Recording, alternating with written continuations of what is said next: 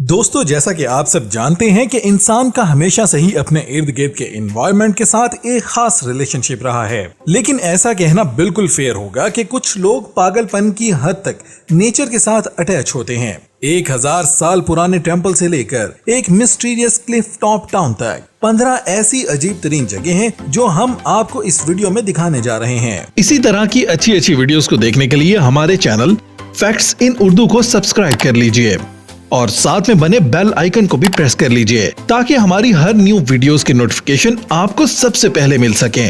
तो चलिए शुरू करते हैं आज की ये video. Number 15, hanging temple of Hengshan. दोस्तों, हम सब ग्रेविटी पर तो यकीन रखते ही हैं। दोस्तों, जरा सोचिए, एक ऐसा घर जो कि एक अनस्टेबल माउंटेन से लिपटा हुआ हो, उसमें रहने का कोई सोच सकता है क्या? अगर किसी के दिमाग में ऐसा आइडिया है भी तो ये बहुत रिस्की है। लेकिन दोस्तों, असल में लोग किसी वक्त में यहाँ पर रहा करते थे। दोस्तों, हैनशैंग का टेम्पल शैंगजी प्रोविंस में वाक़ है और इस टेम्पल को बिल्ड करने वाले का नाम है ली रैम, जिसने ये टेम्पल 386 और 534 एडी के दौरान तामीर किया था।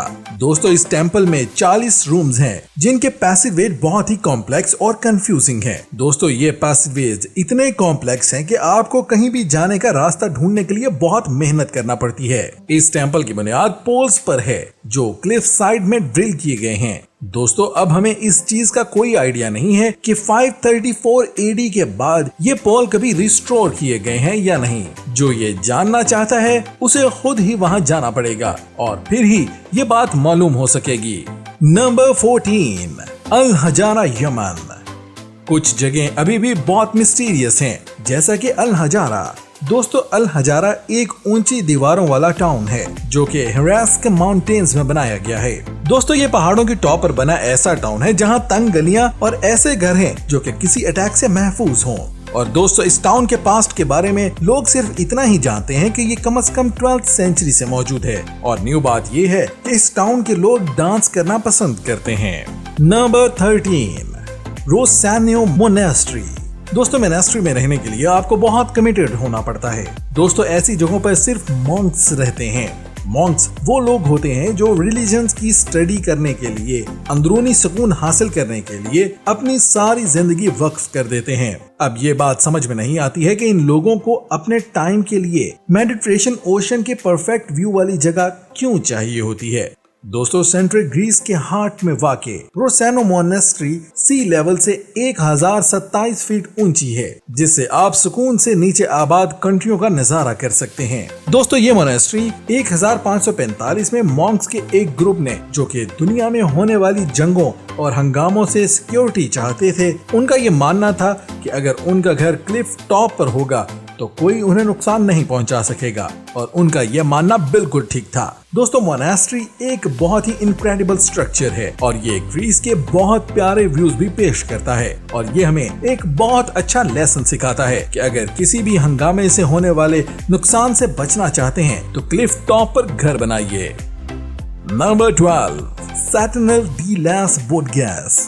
दोस्तों, पहली नजर देख के ये मानना बहुत आसान होगा कि ये विलेज स्टैलन डी लास बोगास जैसे किसी हॉलीवुड साउंड स्टेज पर बनाया गया है।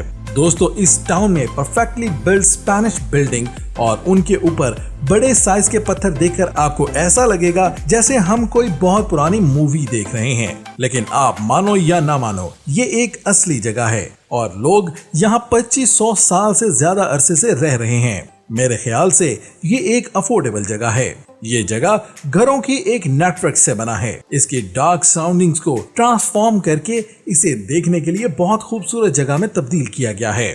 हिस्टोरियंस को जो एविडेंस मिले हैं उनके मुताबिक लोग यहाँ कम से कम 12th सेंचुरी से आबाद हैं, लेकिन कुछ लोगों के एविडेंस कहते हैं कि ये इससे भी ज्यादा पुराना है, तकरीबन 2500 साल पुराना। एक वक्त था जब ये टाउन शराब की प्रोडक्शन से जाना जाता था, जो कि पहले सालों में बहुत कामयाब रहा। लेकिन 1960 में जब फलक सूरा इंसेक्ट आया था तो इस टाउन की वाइन बिजनेस को एंड कर दिया था।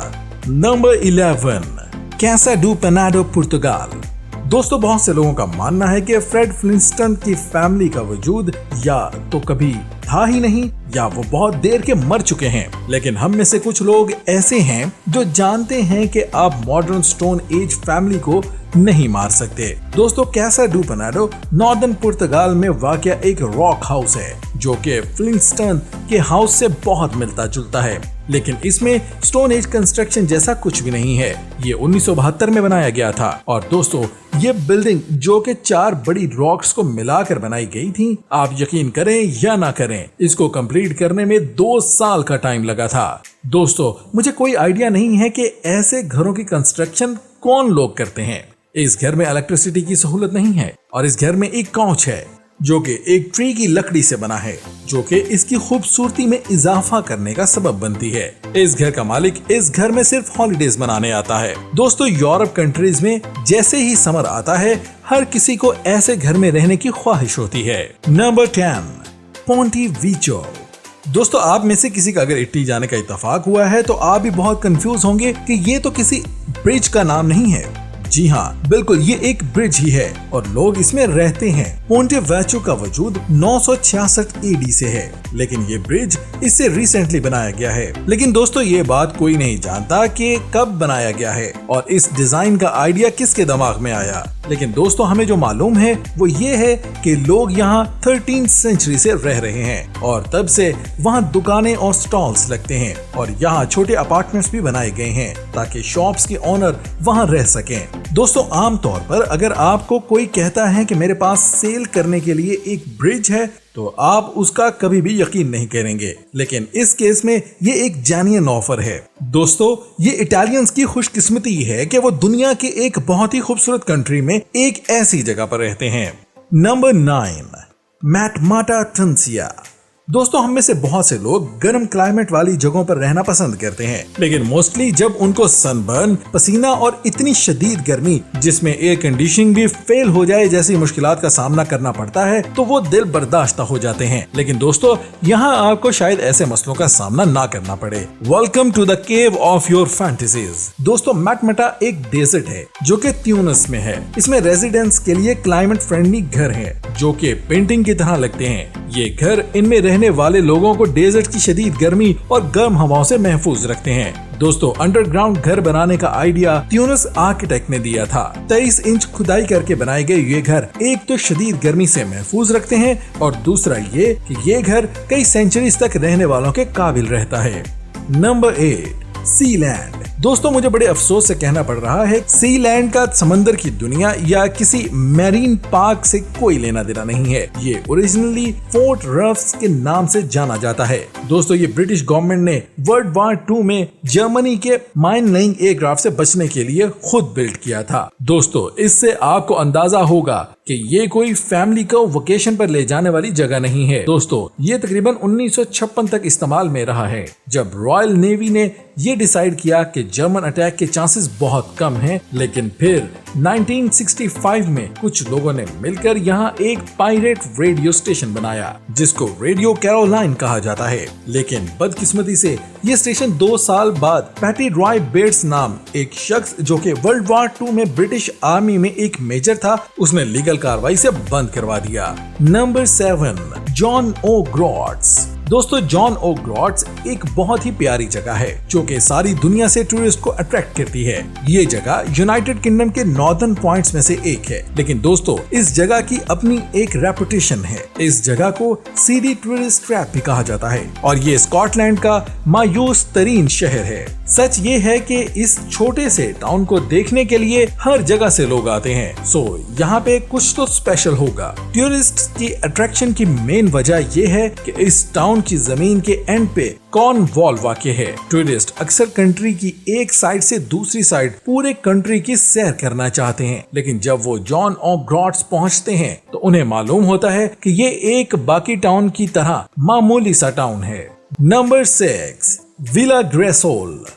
दोस्तों, क्या आप किसी ऐसे घर में रहना चाहते हैं जो हर वक्त घूम रहा हो? अगर आप रहना भी चाहते हैं तो प्लीज मुझसे ना कहें, क्योंकि मुझे नहीं पता कि ये घर सेल करने के लिए है या नहीं। दोस्तों, इस ड्रीम हाउस का जेन्युइन आइडिया एक इटालियन इंजीनियर और जेलो और वन इज का था। इन लोगों ने सोचा कि क्यों ना एक ऐसा घर बनाया जाए जो कि सन को फॉलो करते हुए रोटेट करे। दोस्तों, विला ग्राजोल, जिसका मतलब सनफ्लावर है, एक एल शेप स्ट्रक्चर का है जो कि एक सेंट्रल टावर के इर्द गिर्द घूमता है।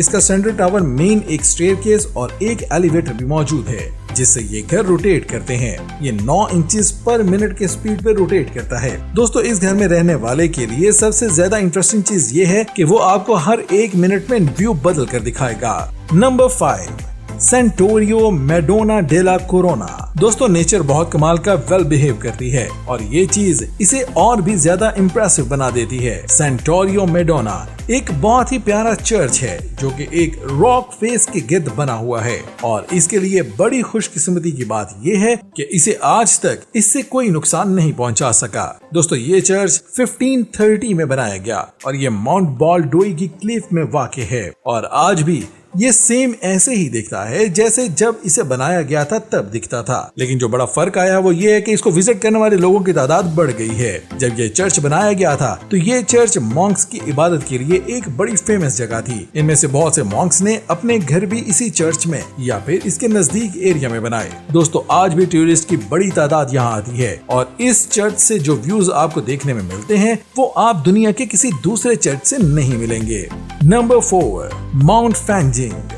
दोस्तों, आपको इसकी मौजूदगी का यकीन करना पड़ेगा क्योंकि इस जगह की हर फोटो ऐसे लगती है जैसे फोटोशॉप की गई हो। दोस्तों, ये जगह एक सीक्रेट बुद्धिस्ट साइट है जो कि चाइना के ग्याजू प्रोविंस में वाक़ है और जैसा कि आप इसके इर्द गिर्द बदलाव को देखकर अंदाजा लगा सकते हैं कि ये जगह बहुत ऊंची है। ये जगह जमीन से 8430 फीट हाई है। दोस्तों, अगर आपको ये मालूम नहीं कि क्यों लोग 8000 स्टेप्स चढ़ते हैं सिर्फ 2 टेम्पल्स विजिट करने के लिए जो कि एक ब्रिज से जुड़ा हुआ है। दोस्तों, इसके अलावा ये सोचना कितना अजीब होगा कि ऐसे घर में कोई रहना चाहता हो। दोस्तों, बहुत देर पहले बुद्धिस्ट यहाँ रहा करते थे।